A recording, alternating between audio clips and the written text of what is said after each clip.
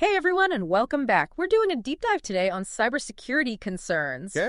But we're going to keep it real. Yeah. We're not going to bore you with a bunch of technical jargon. Right. We're going to use a recent episode of the Spanish language show and podcast After Work to kind of guide our conversation and give us some real-world examples. That's good. So After Work kicks off their episode by talking about this cyber attack on a major Spanish trade union called Comisiones Obreras, or workers' commissions. Yes, and they start by highlighting just how much data was stolen. Yeah. 570 gigabytes. 570 gigabytes of data. It's oh my God. If you think about the storage on your phone or your laptop, Yeah. it's massive. That's a huge breach. Yeah. What could happen with all that data? Well, this is where the dark web comes in. Okay. So all this stolen data is often bought and sold on the dark web. Oh, gosh. You know, your address, your phone number, your financial details, even things like your political affiliations. Oh, wow. It all becomes a commodity that criminals can use to exploit people. So they're not just selling credit card numbers anymore. They're building profiles on people. Right. That's so much more disturbing. It is. And After Work even mentions how this data is used for phishing attacks. Right. Really convincing phishing attacks. Mm-hmm. So imagine getting a call from someone who knows your internet provider. Right. They know your insurance plan. Okay. Maybe even some of your recent purchases. Yeah. Makes it so much easier to fall for a scam when someone has done their homework on you. Yeah. You would think it's legitimate. Right. Okay, so data breaches are bad news. Mm-hmm. After Work also talks about a cyber incident at the insurance company Generali. Right. This one wasn't about data theft, though. No. It was about an unauthorized person who was able to get access with stolen credentials. Right. And this really highlights the importance of two-factor authentication, or 2FA. You know, if Generali had 2FA in place, this whole incident Couldn't have been avoided. might have been avoided. Totally. Yeah. And you know what's really interesting is Generali was actually fined 5 million euros Wow. for data security issues before this. So makes you wonder if they just had, stronger security measures in place to begin with. Yeah. Maybe they could have avoided both of these incidents. That's a great point. Yeah. Now, After Work also covered this attack that hit local governments in Spain. Yes. Places like Cáceres, Badajoz, and Mérida. Yes. And this was a totally different type of attack. Mm-hmm. This was a distributed denial of service attack, or a DDoS attack. Okay. And it was launched by a pro-Russian group called No Name 057. Now, DDoS attacks, I've heard that term before. Yeah. I'll admit, I'm not totally sure how those work. So basically imagine a small shop. Okay. Suddenly, thousands of people try to enter at the same time. Right. The doors get blocked. No one can get in or out. Wow. And the shop can't function. That's essentially what a DDoS attack does to a website. So they're flooding it with traffic until it crashes. Exactly. But instead of real people, Yeah. they're using a network of infected computers called a botnet to just overwhelm that target with traffic. So they're using computers as weapons? Pretty much, yeah. That sounds like a nightmare. It can be, especially for essential services and things like that. Right. You think about healthcare or Yeah. finance. It's really unsettling to think about how vulnerable we all are to this. Right. And After Work brought on a cybersecurity expert, Sonia Fernández. Okay. She said something that was just really striking. She said there are two types of companies, Mm-hmm. those that have been hacked and those that will be. Yeah, she's the head of threat intelligence at Tales S21 SEC, so she really knows what she's talking about. Yeah. And she's right. It's an ongoing battle. It is. You can have the best defenses in place, Right. but someone, somewhere, will probably find a way to exploit a weakness. Oh. And remember, they only need to find one vulnerability. Yeah. You have to be vigilant every single day. Oh, gosh. That makes it feel kind of hopeless. Well, I don't think it's hopeless, but Yeah. it does require this constant vigilance and a proactive approach. Right. And that's where we'll pick up in part 2. Okay. Yeah, we'll delve into what companies can do to strengthen those defenses. Awesome. I'm looking forward to that. Mm-hmm. Okay, so we've talked about all these cyber attacks, these data breaches, DDoS attacks, and just how vulnerable companies are. Yeah, it's a lot.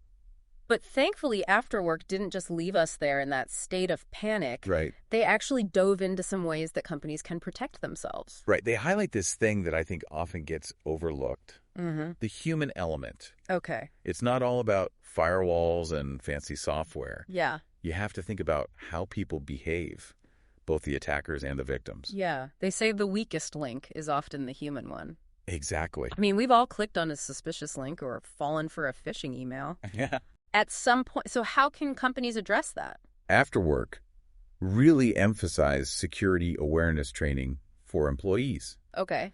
So equip them with the knowledge and skills to spot those red flags. So it's not just about telling them don't click on that. Right. It's about teaching them how to recognize those dangers. Exactly. Got to give them that detective training so they can spot those suspicious emails or websites. Okay. That makes a lot more sense than just, sending out the occasional generic email warning about these things. But what about technology? Shouldn't we be focusing on that to kind of mitigate that human error? It's a good question, and I think it's about finding the right balance. Yeah. Technology is crucial. Of course, we have spam filters and antivirus software. Right. But those can be bypassed. Of course. Human judgment is still vital. Yeah. We need people to be able to think critically. Right. And see when something seems off, even if it gets through those technological safeguards. Okay, so we still need that human element. Now, After Work also talked about the importance of a clear cybersecurity strategy. Yeah, you can't just have a bunch of tools. Right. You need a plan to use them effectively. Like a roadmap. Exactly. And they talked about how important it is to communicate that strategy to your employees. Okay. So that everybody understands the risks and their responsibilities. And it can't just be like a one-time thing? Oh, definitely not. Right, because the threats are always changing. Constantly changing, yes. So training programs need to be ongoing. Okay. It's like fire drills. Oh, yeah. You practice so that you know what to do if a real fire breaks out. That's a good analogy. But, After Work also brought up something that I thought was a little scary. What's that? Artificial intelligence, AI. Oh, yeah. Cybercriminals are starting to use that. Right. It's like they're using our own tools against us. Yeah, it is. AI can be used to create more sophisticated attacks. Oh, gosh. Think about those deepfake videos we talked about. Right. AI can automate those and make them harder to detect. So the bad guys are using AI to up their game. Yeah, pretty much. That's a little unnerving. It is. But, if they can use it for bad, can't we use it for good? Absolutely we can. And actually, AI is already being used for good to strengthen cybersecurity defenses. Okay. So how did that work? Think of it like an AI-powered security guard. Okay. Constantly on the lookout for any suspicious activity. Oh, wow. Yeah. It can analyze network traffic, look for anomalies, and even try to predict attacks before they happen. So it's not just about reacting to threats. No. It's about getting ahead of them. Exactly. It's about that intelligence.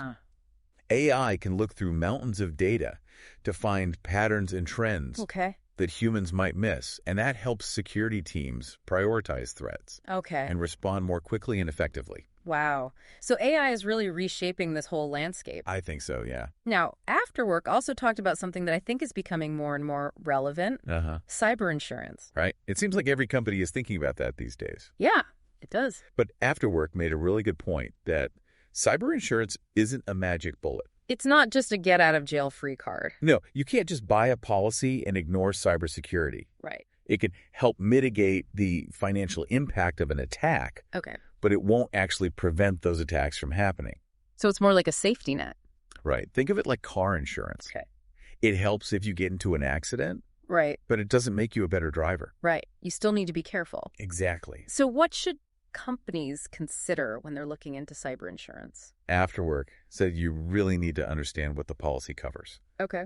There are different types of coverage, and policies can be very complex. Yeah. So you want to work with an insurance provider who really knows cyber risks. Okay. So do your research. Yes, definitely. Now, what about after an attack? Does having insurance change how a company should respond?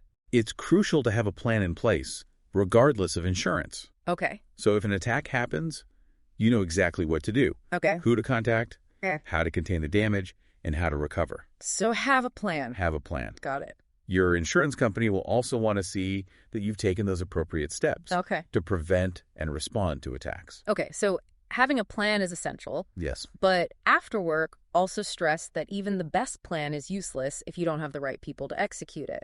Right. They talked about the importance of working with good cybersecurity providers. Yeah, there are a lot of companies out there who claim to have all the latest security solutions. Right. It's easy to get lost in all of that. Exactly. Right. So After Work said do your research. Okay. Look for providers with experience expertise certifications, things like that. Yeah, look for those credentials. Yeah.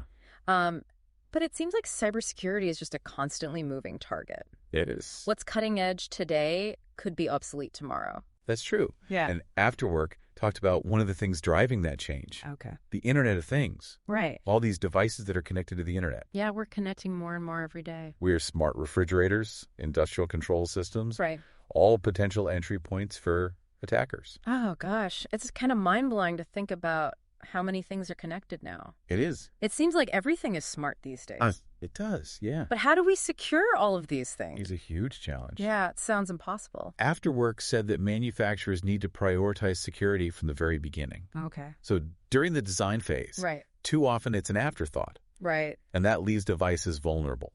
So we need to build security in from the ground up. Exactly. Yeah. Not just add it on later. But what about the devices we already have? Is there anything we can do? There are definitely some things like changing those default passwords. Oh, right. Those are so easy for attackers to guess. Yeah. And keeping software up to date. Right. Those updates often have security patches. Okay. That fix vulnerabilities. Right. Those update notifications can be annoying. They can. But they're there for a reason. They are, yeah. So it sounds like securing the Internet of Things is a shared responsibility. Yeah. It's not just the manufacturers. Right. It's the users, too. Yeah, we all have to do our part. Exactly. So we've covered a lot in this deep dive, a lot about the threats and the vulnerabilities. We have. But After Work also, thankfully gave us some advice. Yeah. On what we can actually do. Right.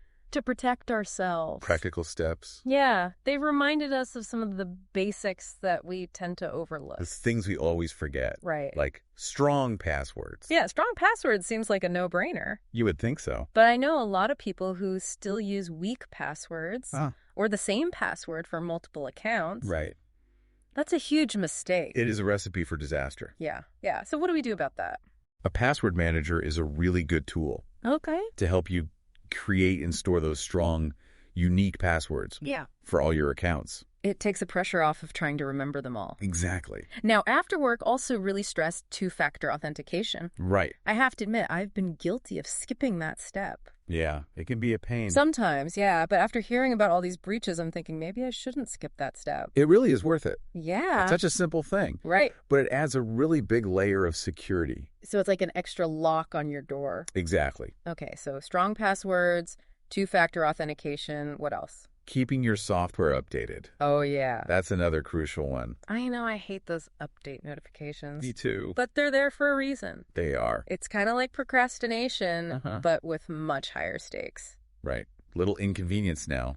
Yeah. Can save you a ton of trouble later. Definitely. Speaking of things we put off. Yeah. Backing up your data. Backup. So important. Super important. It's like an insurance policy for your digital life. Okay. If your computer crashes or gets stolen or hit with ransomware, having that recent backup can save you. Absolutely. That brings us to ransomware, right. Which seems to be, a really big threat these days. It is. What did After Work have to say about protecting ourselves from that? Well, they said be careful what you click on. Okay. Phishing emails are still a really common way for attackers to spread ransomware. Okay, so don't open attachments from people you don't know. Right. Or even if you think you know them. Yeah. Be cautious. Trust but verify. Exactly. If something seems off. Yeah. Double check with the sender. Now, what if you do get hit with ransomware? Is there any hope? After Work said whatever you do. Yeah. Don't pay the ransom. Really? It just encourages them. And there's no guarantee they'll actually decrypt your files. Right. Plus, you might end up on a list of targets for future attacks. So don't give in. Don't give in. Now, if you do get hit, After Work said you should report it. Yes, report it to law enforcement. Why is that? It helps them track the criminals. Okay. And understand how big the problem really is. Right. The more information they have, the better they can fight back. Exactly. It shows that you're not alone. Right. There are resources out there to help you. So we've got the government, we've got private organizations. We do. Who can help us navigate all of this. Right. After Work even mentioned CISA. The Cybersecurity and Infrastructure Security Agency here in the U.S. Okay. They've got a lot of good information and resources. It's good to know there are experts out there. Definitely. But it really does all come back to awareness. It does. The more we know about how these criminals work, the better we can protect ourselves. Exactly. So After Work said, stay informed. Right.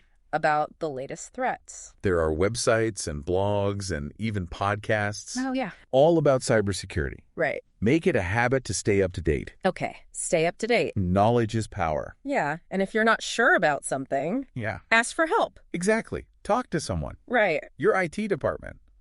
A cybersecurity provider. Or even a friend. Yeah. Who knows more about this stuff. We're all in this together. That's a good point. It's not just an IT issue. No. It affects all of us. It really does. I think Afterwork gave us a lot to think about. I think so. And a lot to do. Definitely. It's clear that cybersecurity is not a one-time fix. Right. It's something we have to be thinking about all the time. It's an ongoing process. It is. We have to be constantly learning, adapting, and evolving. We do. To stay ahead of these threats. It's true. Yeah. But it's not all doom and gloom. No. By staying informed, taking action, and working together, we can make the digital world a lot safer. I think that's a great takeaway. I agree. We're not powerless. No. There are things we can do. We can do this. And we don't have to do them alone. We've got this. Thanks for joining us on this deep dive into the world of cybersecurity. Until next time, stay safe. Stay safe out there. And stay curious.